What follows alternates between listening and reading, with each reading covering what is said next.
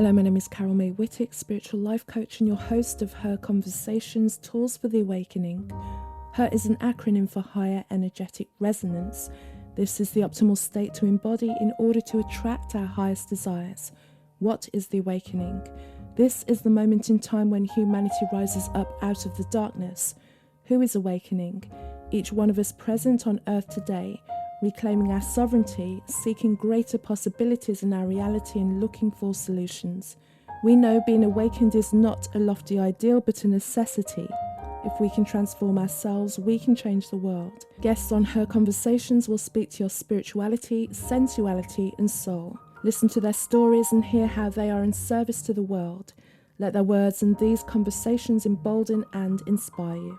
Before I get into this week's episode, I want to take a minute to speak about Her Inspirations, which is the sister podcast to this title. Each episode of Her Inspirations is an exploration of things that we encounter as we embark on our spiritual and awakening journeys.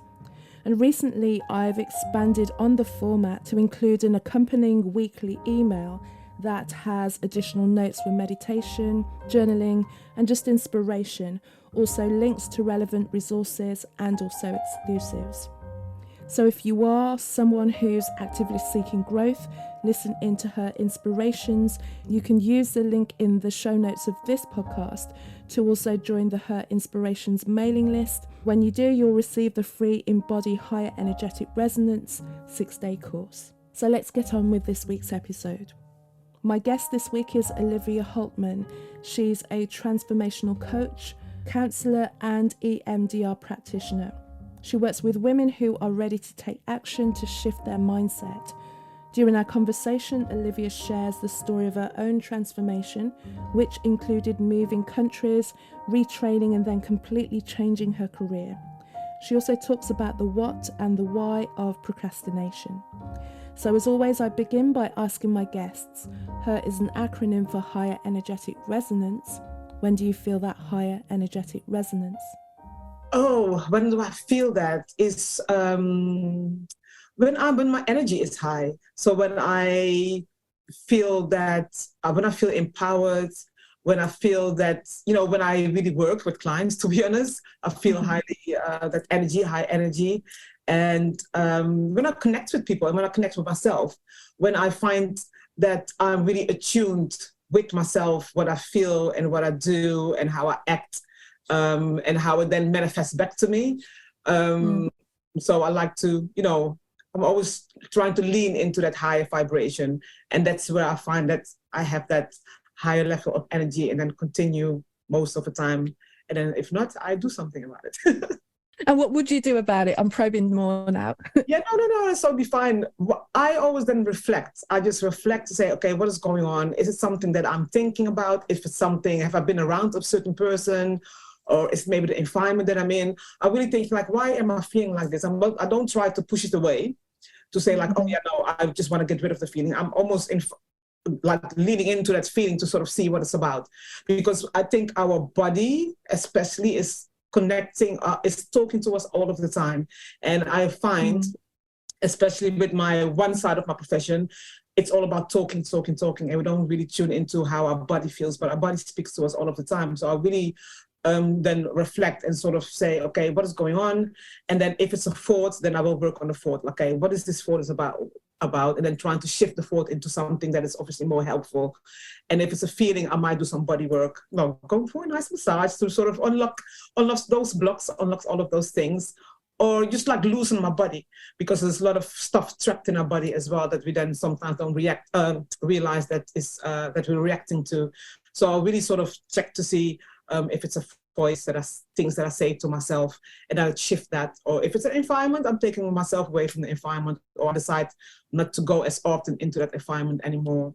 I love talking to my ancestors, funny enough, to sort of acknowledge, but also shift all of that. Before we get into like the bones of our conversation, Olivia, what I'm always fascinated to find out about with all of my guests is just a little about their background and what it is that actually led to them doing the work that they're doing now. So, can you share a little bit about what that journey was like for you? I'm basically born in Amsterdam. To just give the full backgrounds very quickly. I was born in Amsterdam, but my background is from Suriname. It's in South America. So I was raised in the Netherlands. And at some point, I fell into the financial, in the financial work.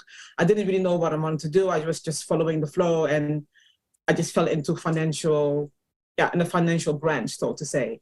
And then at some point, I just really wanted to move because I didn't feel comfortable in the Netherlands. And then I moved to England. And then from England, I moved to Ireland. And when I was in Ireland, I realized that I wasn't happy. And that's sort of where it sort of started, because I'm a very introvert person, really. But it's, I have worked on that, basically based on my work that I'm doing, right? So when I was in Ireland now, I was married and I was not feeling happy, didn't really understand what it was, couldn't really explain it. All I know is like I wasn't happy in my husband at the time didn't understand, because I had a house, I had a car, I had a job, I had friends, I was going out, I was traveling, you're doing this sort of normal kind of things, but I wasn't feeling good within myself. And that sort of ended up into me going into depression, which I didn't understand at that point. And because I didn't understand, so my marriage was basically didn't work out, came back to England, and that's where my journey started. Well, that's when I realized my journey started, because obviously it already started. So that's when I realized, what was going on for me. I still didn't realize that I was going through a depression, but I knew I had to change something. And that's when I fell into counseling, and I realized what self-development was. Funny enough, when I was younger at the time, I didn't know there was self-development. Don't ask me why, but I didn't understand there was self-development, that you could develop yourself, and that you could work on yourself, and that you could be anything that you wanted to be, to say it like that. So when I found that out, I was really started to be passionate about self-development and personal development and all of that. And I started to train to be a counselor. So I swapped from finance to the well-being sector and worked on myself. And then over the years, I've been doing the counseling for like over 15 years. And then I, trained to be a supervisor, EMDR practitioner, and now I'm a transformational coach as well. So I focus on the transformational coaching, because it has loads of other benefits that I can't do with the counseling, because counseling is there's a lot of boundaries in counseling. So my own experience of going through a depression and realizing self-development and realizing unplugging myself really helped me to be in a field that I'm in right now, because I really want to sort of share my experience, but also support and help people to know that, you can get out of it. You can do what you want to do. You can shift those things, but there is loads of stuff that's stopping us from doing it because of, experiences, childhood, society, etc., and especially for women, to just add that, especially for women as well, because there's a lot of stuff that's sort of, a lot of hooks that we sort of take as if it's ours, but they're not as well. So that is sort of like still a long explanation where my journey came from, where I came from, and where I am right now. It's interesting when you say, I didn't know that self-development was a thing. I don't think any of us did, and when I happened upon deeply going into self-development, it was like a complete, I'm like, what? You know what I mean? Like, so I've got I stand a chance, and the thing is, I was always striving to be like better than I was and change where I was and have these big aspirations. But then I didn't really know that there was like deeper levels of work that could be done. I didn't really understand how you could really delve into the mind. I could see how people around me had issues with the way that they thought, and how their thinking was kind of like really shaping their perspective of the world. And especially when you're young and you're growing up and everyone's saying this is the world, that this is the way the world is, and this is the people that are doing it, and that you kind of feel up until a certain point like at the mercy of that. You're like, oh well, okay, like, I got a bad hand this time round, maybe next time, but then as you start to look into, I was always fascinated by people's rags to riches story, transformation, coming from here, started from the bottom and all that kind of stuff, so then I was like, well, maybe I can do that, and I just didn't realize how much how many layers there were to it that really went into all those different things as well. Can you remember who were some of the like the first whether you did mentors or courses or that kind of thing? What were your early like influences? Like, what were the first things that you read, or the first books, or that kind of stuff? It's so interesting because I literally, when I think back, I was really living in my own bubble. So I actually started reading stuff from in my teenage years, like when I was 15, 16, but I never realized it. It's my friend who told me, yeah, but you were already doing these things, which I literally didn't know or forgot, let's say it like that. Because I came to a block. I realized I came to a block that I couldn't move further because there was no internet. There was no people around me that sort of, I think, that sort of had that kind of influence on me, I think. And so only when I was on my journey, literally probably, literally almost 20 years later, my friend was saying, yeah, but you were already doing these things. You were reading those things. And then when I was clearing out my flat in Amsterdam, like that around the time, I found these books. And I was like, I just totally like blocked it. And I think that's when I started following with the crowd, because I got to a block. There was no one to guide me. And I just followed the crowd into the finance world and do whatever. But the books that I found were like Angela Davis, James Baldwin. And those are not specifically, I mean, those are more like conscious kind of, it's more like, obviously, like the Black movement and that kind of things. And just like more activist kind of things. So I was reading those books from in my teenage years, but I just put them away, and I have them now. But those were the things that I was looking for already. But then I came to a block, and I think I just covered myself as in like, well, no, don't bother, just follow the crowd, because I was stuck. So those are the books that I was reading then. And then when I was older, when I had that realization, obviously I had some counseling books that I was reading, but I think Jan van Sant, Toni Morrison's, that kind of people, I started reading those kind of books to sort of, get sort of connected with, the other side of development and things like that. So I started with those women that, had that impact on me. It's interesting as well when you say that you go back and you kind of find like old books from like 10, 15 years ago, and you realize that you were feeding yourself some stuff that you didn't even realize that you were taking on board until you like, man, like I was with it already, but you just, or maybe you weren't ready to receive the message at a deep enough level at that time. So you had to kind of just like lay the foundation and then go back, and then, you've got that 10 or 20 years experience, and then you look at the title and you're like, you were reading that? And then you can kind of see why it would have made a shift with you, but maybe not to the level that you would have realized, but it would have just changed something, like even to a 1 degree level. So even though you like followed, like imagine you said you followed everyone into finance, but if you imagine just reading those books just pulled you like 1 degree off.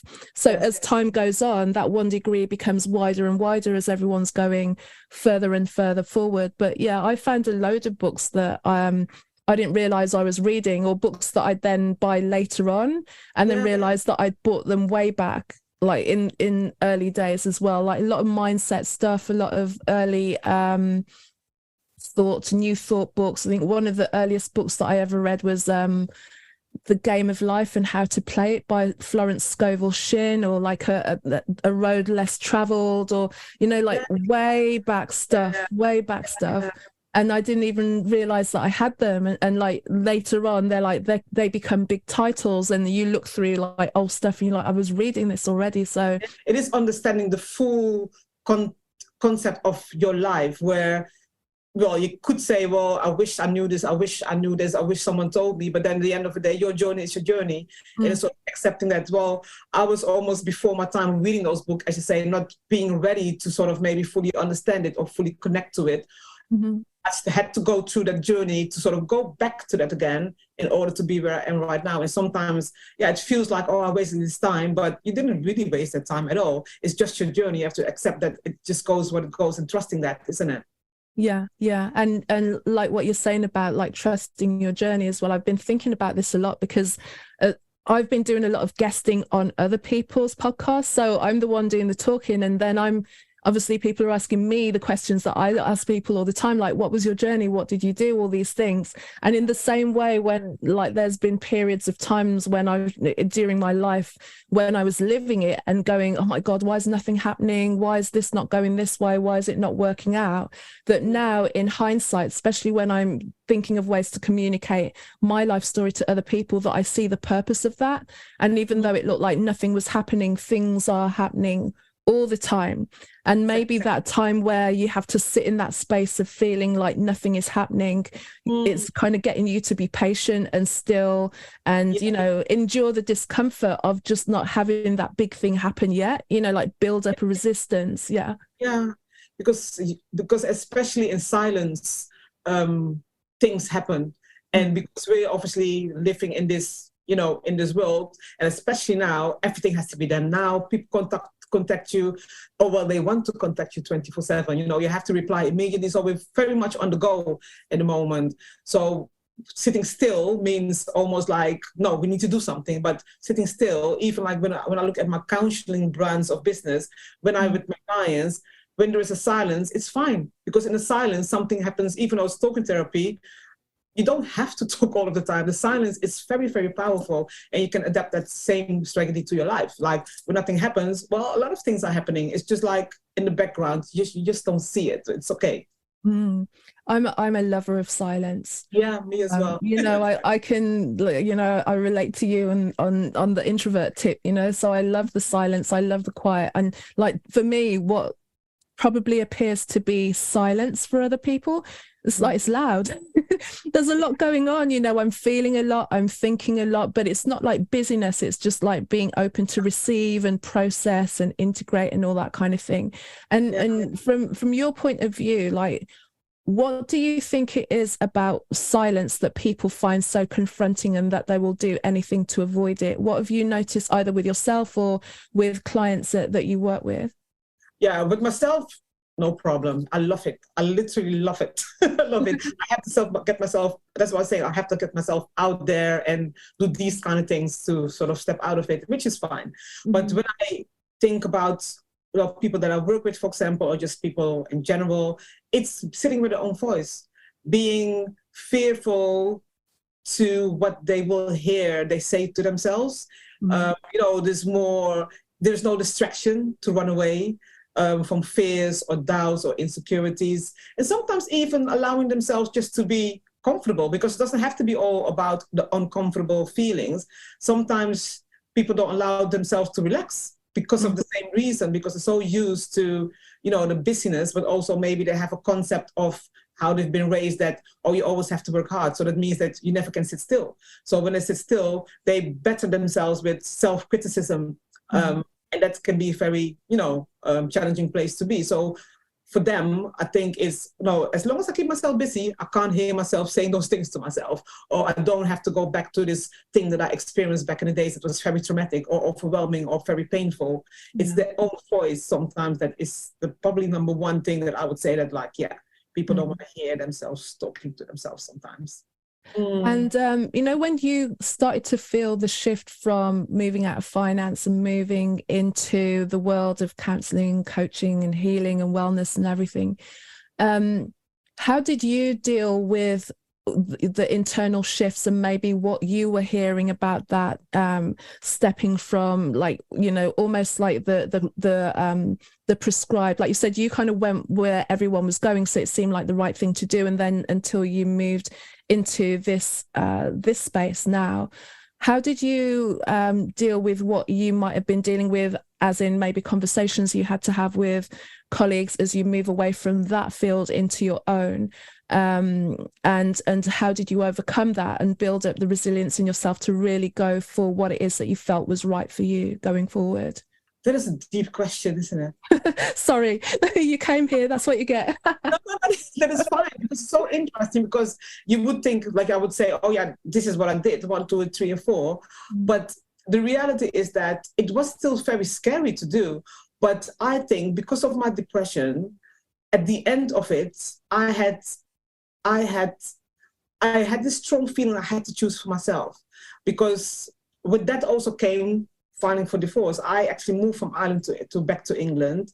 And then when I was here, obviously I made a decision that I need to sort myself out because I can't live like this anymore. So I think that's when I made a decision. I have to choose for me. And if it means that my marriage has to end, then that's what it has to be, because I can't stay in this state for no one. I just can't. And that, I think that there was a determination somewhere within me that said, you know, you have to do for you right now, regardless of what it is, and regardless of how hard it's going to be. It was almost something that was non-negotiable for me. Right. So even talking about it now, I can feel my emotions going like, that was like really, really deep to sort of decide for yourself. So I had to choose for me. That was just like, I can't really explain what it was, but there was just something within, you have to choose for you, because you can't live your life like this anymore. I can't be in depression. I can't be in a marriage that, I was not even that I wasn't happy within the marriage. It was just really to do with my depression, to be honest. But it's just that he didn't understand and I couldn't explain. So it was just one of those things that, something has to give, and it's not going to be me. That's what it was the thing, basically. So I made a decision, and once I made a decision and a commitment to myself, and it was non-negotiable that I'm not going to stay the way that I was, I chose to, first, I had a job, still in the finance, and then I was doing a counseling course next to it for a year, and then I decided it's too much. I can't do the course and work full-time, and it's just too much work. I decided to actually give up my job and say, I'm just gonna go for my qualification, and I just find my way around. I started to work as a bouncer, actually, in a club. Weekends to sort of fund my course because it was quite expensive. So I decided to do that because it gave me the time to study and then work in the weekends of Thursday, Friday, Saturday, or something like that. So I was working in the clubs at the door and stuff like that. And that's how I financed myself. But it was really tough. But I think I had this vision of, I'm just going to do what I need to do.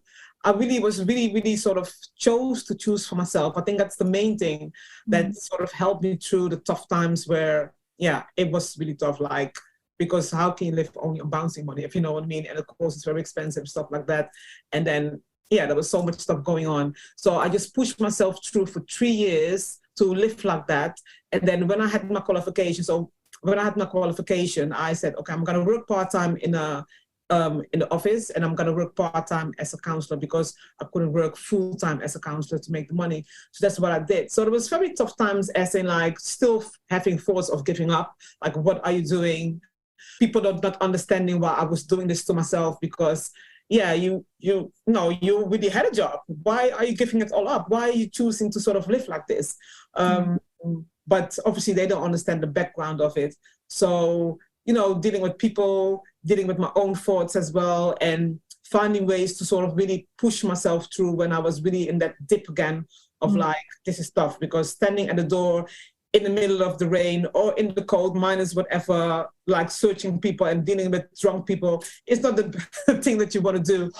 For me anyway, not the rest of my life, because I love the sun. I don't like the cold, So it was a big sacrifice, but I just had support from some people that understood, that really sort of understood what I was doing. And that helped a lot as well, that I had people that actually could see what I was doing and were supporting me as well, which was very, very, was very, very much needed, because otherwise I wouldn't be able to do that with those people as well. And it's fighting those thoughts. And only when I started to do my counseling course and all of that, I started to work on my mindset and understanding. I had to go to counseling myself. So it's, even though I made a decision to choose for myself, I think 5 years or something, it was tough. It was really, really tough. But I think my vision was the thing, like, I'm going to have to get there. This is what I want to do. And I can see why I had to do that, because I love what I do. I really love what I do. People still ask me, how can you listen to people and do this and that? I love it, because I can see almost my own journey in people, even though they don't go through the same thing as me, and vice versa. But I can see their flourishment. I can see that they come out of it and find their way to sort of do what they want to do. And I love that. Everyone should be able to do that, because they can. Yeah. Gosh, there's so much in your response. Thank you for that. One, like hats off to you for like just knuckling through it. I know what it is to work in hospitality and to work in clubs and all that kind of stuff when you've got a vision of something. I used to work on doors, but I didn't bounce because I was too chicken. But I was usually next to the bouncer with a clipboard. So you were in the cold as well. Yeah. So you were in the cold as well. Yeah. Yeah. So like sometimes you're in the cold, but I was the one that everyone loved to hate because I was the guest list. Yeah. For me, not on the list. Exactly. Yeah. So, but it was like in the same way, although I never went down the road of having like a career, like, I never really had jobs or stayed there long enough, but I was always had the vision of wanting to do the music, wanting to do everything. So that's why I spent so many years in hospitality and that whole industry, because of its flexibility and it allowing you to have the time off when you needed to kind of invest time in the other. And for me, it was like going into studio or doing other things or traveling, that it meant that it was easy for me to go, oh, I can work, do like a kind of block of work and then have some time off. Whereas if you work 9 to 5 and those are your hours, it's very difficult to kind of navigate around that when your allowance really probably, I don't know, gives you 2 weeks or something. Like, I don't even know how it works. So I can see how it's hard for people who are in that structure then to see how they could ever get the time to do anything other than that. So, but the fact that you kind of stuck through it and those cold winter nights on the door with drunk people. It was crazy. It really seriously really was. And besides the cold and stuff like that, the things that I experienced at the door that were quite traumatic, really and truly. But yeah, I learned a lot from it as well at the same time. And I had a lot of fun as well at the same time. So it's not all like doomed and stuff like that. Yeah, but it's a tough industry, and it makes you, like, one of the things I'll say that being a waitress like forced me to come out of my shell a lot because like you just have to like go and speak to a group of people and do everything, and put up with the good and the bad and all of those things. And like you're saying, it's all of those little things that you don't take into consideration as the kind of guidance of your life going forward that actually gives you like micro skills, big skills, small skills, like that you can cross-reference and realize that they're feeding all that you are, and then also, like you say, when you start to work with people and you see that they're going through stuff or struggles, and like while not identical, you can recognize certain aspects of what they're going through, because you have, you know what it is to be in that place, and you toughed it out for 5 years, which some people would stand at the beginning of that and go, 5 years? Oh, I can't do that. Not thinking that you like in 5 years' time, you'll have lived 5 years. So you go through it, or you just stay where you are, you make that choice. But for people who then decide, okay, I'm going to start doing the things, I'm building up on my dreams, and like especially when you enter into things where you have to be very entrepreneurial about your work, so you go from being an employee to being responsible for organizing everything around your work. And one of the things I spoke to you before about that I thought we could really explore was procrastination, because like when you've got that big vision and now you're starting to make those steps, or you've got the plan and you kind of know what you should move forward with, many of us, and I put my hand up because, like I said to you before, sometimes I've got stuff to do and then I'm just going to go and clean the bathroom instead of do the thing. It gets done eventually, but maybe it's just one of those things that you're like, oh. But for people who then procrastinate and then it becomes more of a long-term debilitating state, what do you see about that? What is that about, and how can people start to work through what procrastination is? Yeah, so when it comes, as you say, like, a lot of people, I think probably 80 or 90% of people do procrastinate, but on little things doesn't really affect their life, maybe in a very, very big way. But even still then, it's sort of, questionable to see like where it's coming from, in a sense. But if it comes to the point where it really affects your life, paying the bills very late, or, really doing like quite serious things, it can cause like literally depression, it can, because procrastination, on the other hand, it is about doing things at the last minute, but it's also about No, procrastination is really a sign of a trapped, stored trauma, let's say it like that. So it's a survival stress, basically. So it's a sign of a trapped survival stress. So it's stored trauma, looking deeper into, well, what is it really about? It's not just about avoiding something. It's not about avoiding that specific thing that you're doing. It's more to do with a deeper rooted problem that is going on for you. And it can obviously stem from experiences, childhood. It can, it's not about laziness, what people sometimes say, oh, I'm just lazy. No, it's not lazy. It's a behavior that is caused by stress in our lives. And, sometimes it's about, those negative beliefs. It's about sometimes fear of success or fear of failure, because a lot of people talking about fear of failure, but there's also a thing that's called fear of success. What is going to happen? A bit more about that. Sorry to clip you there, but I think this is important to the fear of failure. Okay, we can kind of understand that, and also we can really go into what failure is, and failure is a way to success anyway. But when people are really locked in this fear of success, can you elaborate on what you're seeing around that, and really why do people have this fear of actually achieving what it is that they want for themselves when it sounds counter to itself? Yeah, so it's different things. So the fear of success is one, it could be the fear of unknown. When I reach the top, I don't know how it looks like. I don't know how it feels like.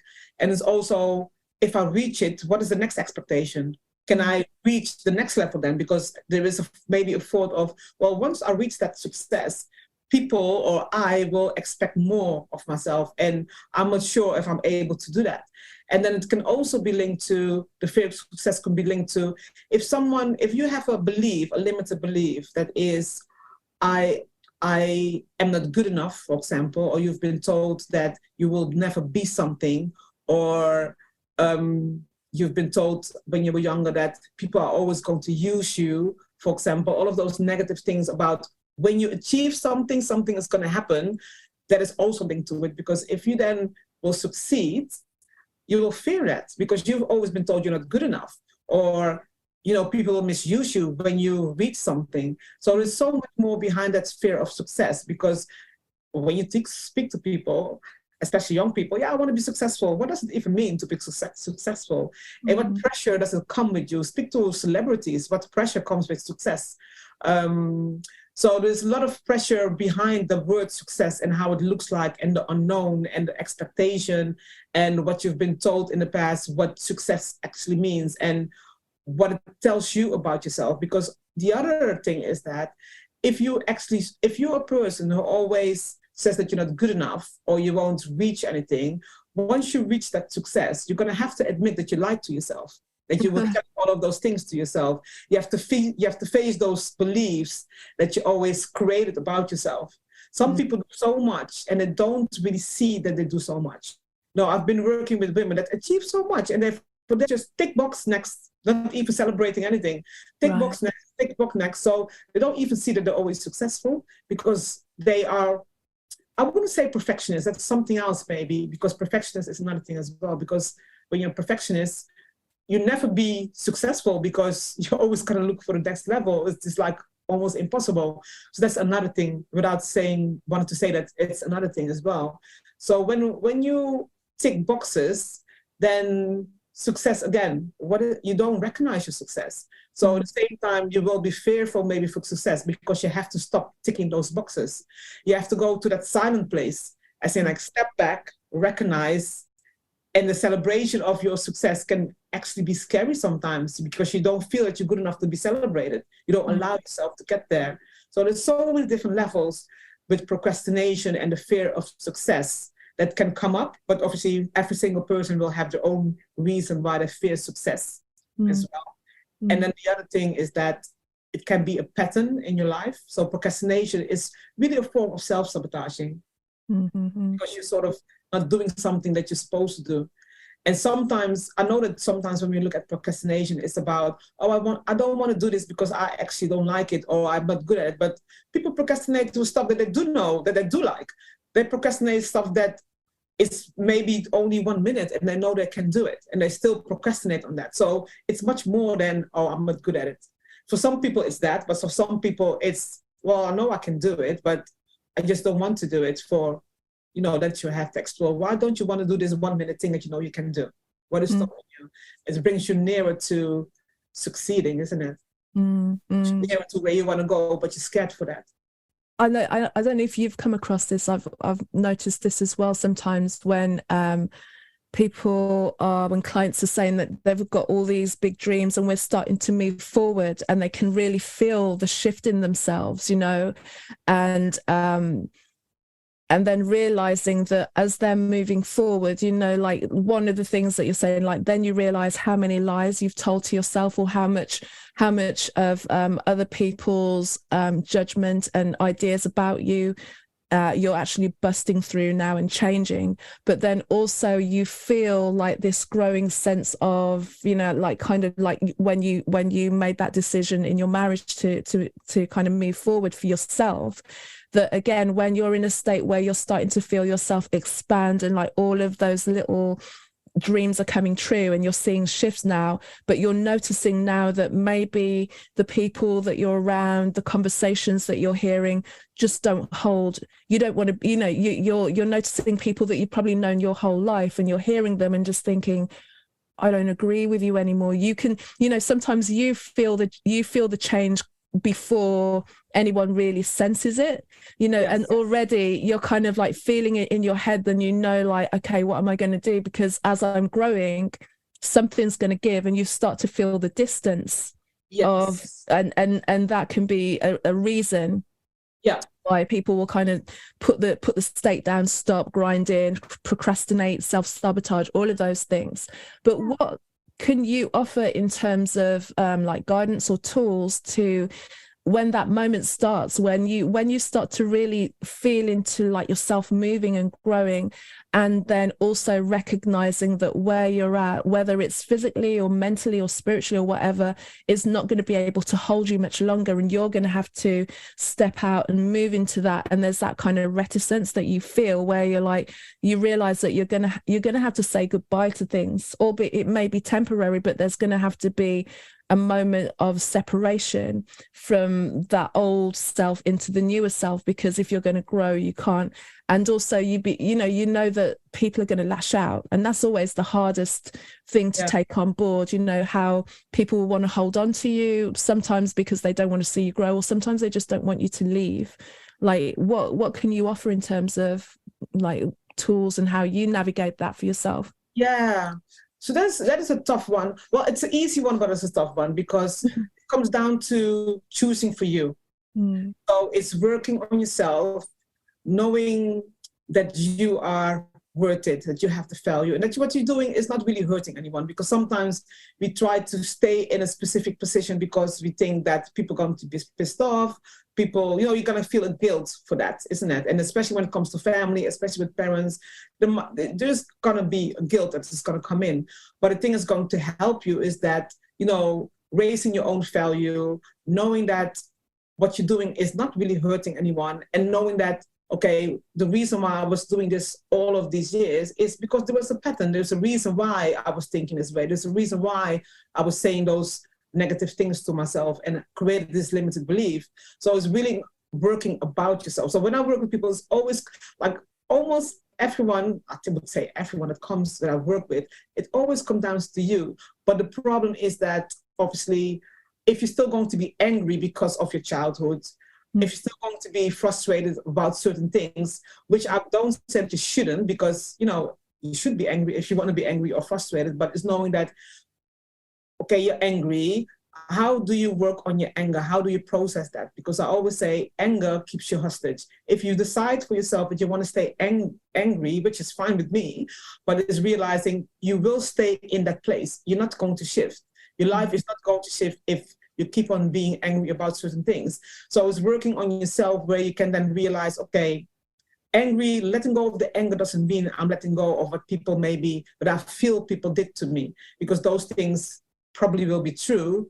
But if you're going to keep on hanging on, I want an apology, and it's never going to happen, nothing is going to shift. So it's working with yourself to, okay, how can I be angry, channel it somewhere, but then don't hang on to that. So you sort of work on yourself with, I'm obviously giving you an example now, but it's different, obviously, things that people go through. But it's working on yourself, your self-worth, your self-confidence, and knowing what you're worth. So you make a decision. It's basically what I did. It's like making a decision that sometimes you're going to have to sacrifice people that don't understand. And at some point they will come back because they will understand. And some people actually disappear because they're going to be pissed off, don't understand. So it's really making a decision to first one, choose for yourself, and knowing it's not going to be easy to let go of certain people, or have a distance or change a relationship because the relationship with you has changed. So it's sort of sticking to what you feel is non-negotiable. And it looks different for everyone, to be honest. So it's difficult. I gave the example of anger, for example, because a lot of people have anger and because of their past, to be honest. And it's working on that mindset, working on your mindset, why you're doing things, but also knowing that what the things that you say to yourself come from a place. It doesn't, most of the time, it doesn't come from you. Knowing the difference between what is yours and what is other people, and what you can then let go of other people that you feel is not helpful. Because some things are going to be helpful, but you need to know which ones are helpful, which ones are not, which ones are yours. So you create your new self, a better version of yourself. So it's going within yourself, making that decision for yourself to say, okay, I'm just going to choose for me. I'm still going to care for people. I'm still going to do for people, but this time it's going to be my way because it's more helpful for me. And if I do that, I can help more people, to be honest, because you set an example as well to shift and show people that you can shift in different ways as well. So self-work is the main thing, and self-work looks different for everyone else because we're all different people. Doesn't matter if you're a twin, you still will have a different way of how you're going to do things as well. And the self-work is usually very challenging, and that's why sometimes people run away from that. And that's why it's easier sometimes to stick with the procrastination or stick with the anxiety, because even though you're not happy, but it's sometimes more challenging to sort of deal with what's going on within you. I don't know if that makes sense, right? Oh, it makes total sense. Yeah, no, absolutely. It's especially when you're talking about doing the work and feeling the anger and letting things kind of and working out how to deal with anger and what you're going to do with it, and allowing hard feelings. Yeah, the more often you do it, the more it's going to be easier, because obviously I spoke more about the mindset stuff and more the connection kind of things, but it's practical things that you can do. You can, if you procrastinate, you can make, for example, a to-do list. You can start with the practical things maybe first. Well, you make the to-do list, you keep track on what you're doing. You can consider changing the due date for deadlines a little bit, for example. You can take, you make baby steps. You break down the items in like little, small, manageable things as well. The 5-minute rule. If you have to write an essay, start writing 5 minutes, put a clock on, 5 minutes, start writing. Tomorrow again, 5 minutes. Tomorrow, the day after, 5 minutes again. After a week, you will do it 15 minutes. So it's like tricking the brain to sort of say, okay, 5 minutes is just one song nowadays. It's not 3 minutes anymore. Put a song that you like, write it. When the song is finished, say to yourself, well done, pat yourself on the back, and that's it, for example. So it's not even tricking your brain, you're training your brain, really and truly. And also, when you do those things, pat yourself on the back, celebrate it, take it as an achievement, acknowledge that you actually did this as well at the same time. So, and the other thing is to eliminate distraction, trying to eliminate distraction. That helps quite a lot with procrastination as well. But you have to start to monitor, because not everyone, most people procrastinate with specific things. So start to monitor for yourself, okay, which things that I'm doing are quite easy, that I don't procrastinate at all, but write down, monitor, well, when I have to do, for example, when I have to contact someone to do a podcast, for example, like let's go to myself, like I have to do this podcast, a recording or an interview or a little chat. Every time I have this planned, I'm procrastinating because I have to contact this person, but it takes me like a week to get back to them. So what is this about? And then write that down as, okay, I'm procrastinating when I have to do an interview.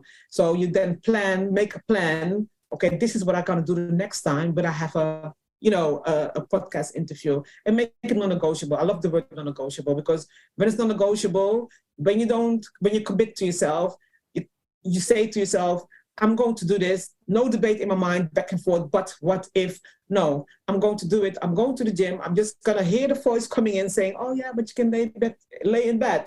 Yes, you can hear it, but you just lift your body and just do it. Right. We're not going to go in debate, because that's when we start to make excuses and start lying to ourselves, isn't it? So it's those practical things that you can do. Start to monitor what you're actually really procrastinating about. And then after, you can go into the deeper yourself, maybe, because it can be quite a lot to sort of jump into yourself first. Yeah. I like what you say about the baby steps, and especially, you know, when you say that 5-minute thing and just doing something for 5 minutes.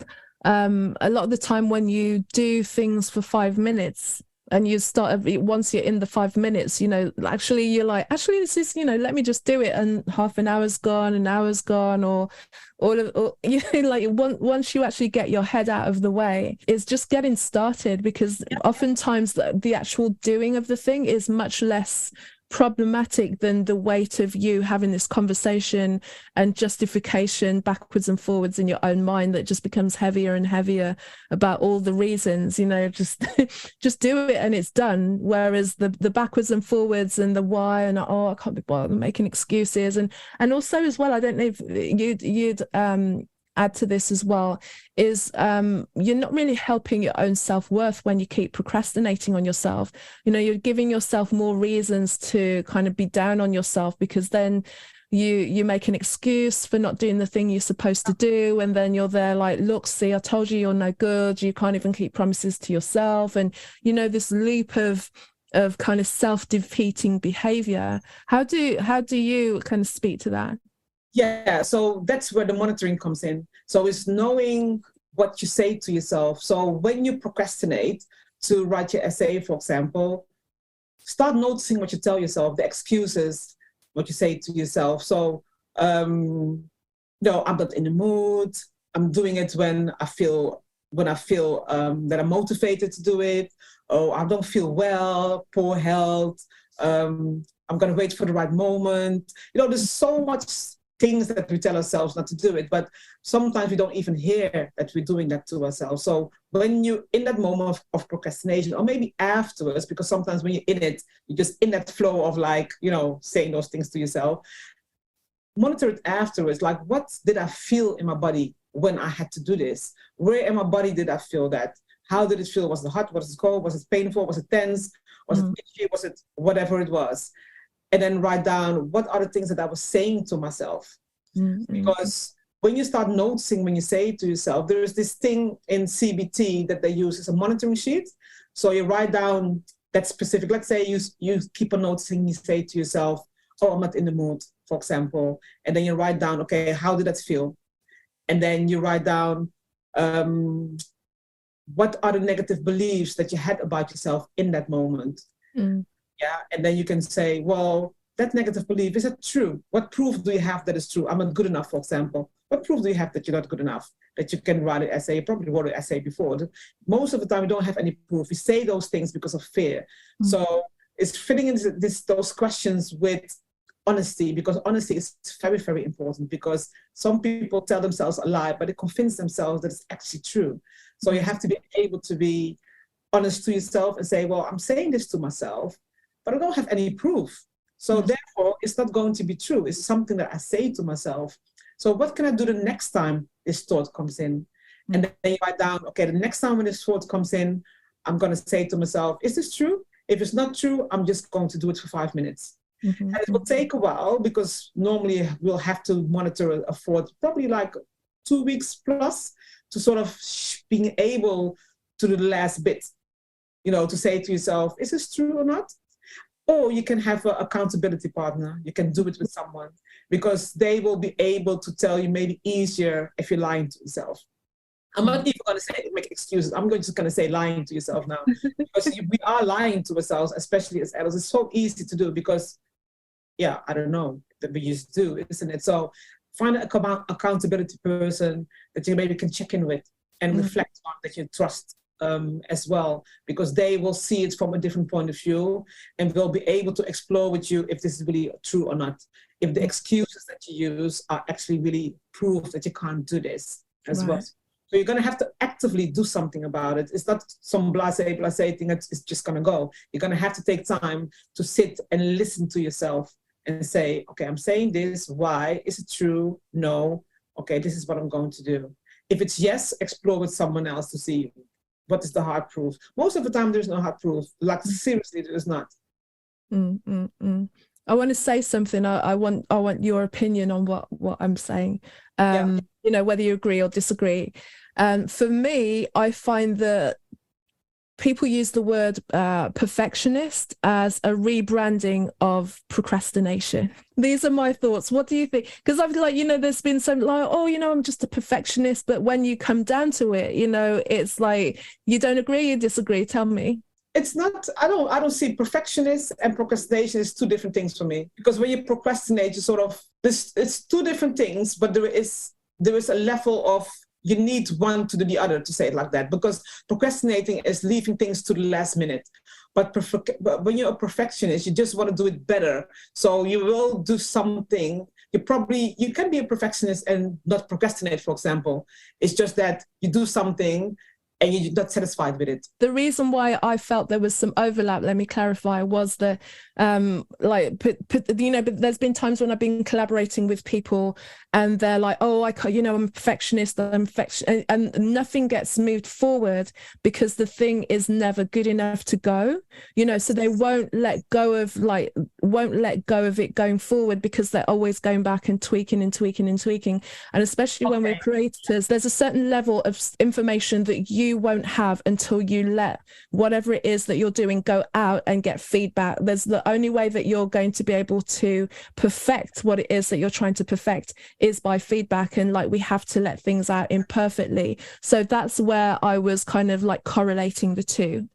Yeah, so I see what you mean in a sense. So the procrastination is slightly different, as in like they don't leave things till the end, I think, but they keep on going back, which still stalls them from doing what they're supposed to do.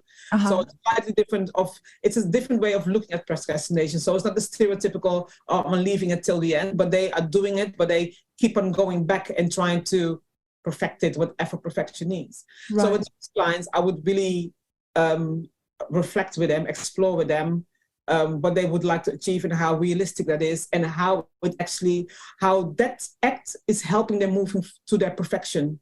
Now, how is this actually helping you to get where you want to go, and how does it feel when you don't reach that? So I would more explore that part, because obviously, as you say, they're holding themselves back. So the procrastination in that kind of way, procrastinating in that kind of way. But sometimes they might not leave things to the end, but they go and revisit for whatever reason. I wonder if those people actually know how it looks like to be perfect. Do they know how it feels like to be perfect? When do they know that they reach it?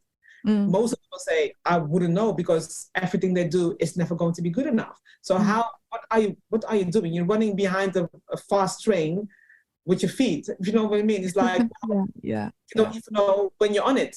They're not going to know when they're on it, isn't it? Yeah. Because usually when I have that, you know, that word comes into conversation, and like usually it's kind of given quite righteously. It's like, well, you know, I'm a perfectionist, you know, and I'm looking at something that has got to the point where there is nothing more that you can do to get it any better than it is, you know, like we've done everything, we've made things perfect, as we've gone as far as we can do in our own minds. But especially if you've got something that is going to serve and assist other people, you're not going to know the effectiveness of that until you let it out there imperfect, you know, untested, untried, and get the good and the bad and the indifferent back, and then you can start to tweak and retweak as well. So that's, you know, that's how I kind of see it showing up in terms of like aspects of procrastination, by just kind of keeping something back, not wanting to kind of push yourself, allow yourself to be at the next level, where now it's, you know, you're putting what it is that you're doing out into the world, like, and have people like creating courses, everything like that. Those people don't even know when something's perfect. They just don't know, because it really doesn't exist. It comes from the self-sabotaging of maybe the fear of success as well. Very strong self-sabotaging behavior. Interesting. Yeah. Very interesting. Yeah. Thank you today. Thank you for your conversation today as well. It's been great to just kind of delve into such an interesting point. I mean, you can like go so deep into the exploration of procrastination, what it is and how it affects us, and how to kind of move forward and everything. But before you go, like, can you just like speak about the work that you're doing, how people can reach out to communicate with you, and if you've got any specific programs that are up and running with you now? So I have a private Facebook group. It's called Transform Your Thinking, Create Your Dream Life. And that is on Facebook, and it's a small group, and I just I'll go live there, tips and advice, and women, specifically for women, the group, communicating with each other, supporting each other if they want to. I have a signature offer where I work with people on a signature offer for 14 weeks as well, but it's not for everyone. It's only for people who are ready to take action. So it's a process to sort of be on that signature offer as well. My website is haltmanservices.com. So they would be able to book a call there, watch my masterclass for free as well. I'm actually organizing a Black Sisters conference and retreat in October, a 3-day retreat as well, which is going to be in Slough, in Burnham Beach Hotel, 4-star hotel, which is also about, going to the next step, mind shifts, looking at how to move forward and being aware of the thoughts that we have and how it affects us from not moving forward. So the whole concept of that is the awareness, clarity, and empowerment to sort of help go through that. So that's in October, but you're organizing that. And that's those. And I'm on Instagram, LinkedIn, Facebook, what else? I think Twitter as well. All of the social medias. Well, they've rebranded it now. They've called it X. Like, how do you say? Is that what you say? It's X. Yeah. So, like Twitter doesn't exist.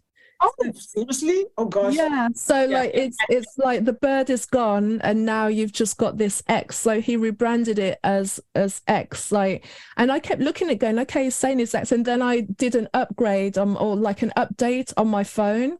And then when I was looking at the app, suddenly there's this little black box with an X on it. So yeah, that's what it is now. It's completely different. I mean, everything is the same, but the thing, because I need to speak to someone about the language. We used to retweet and send tweets. How does that work? What do we say? Do we re-X and X? And like, I don't know what. I don't even know that my VA is doing that. Okay. Yeah. So I'm like, it's a whole new thing. I'm on X now.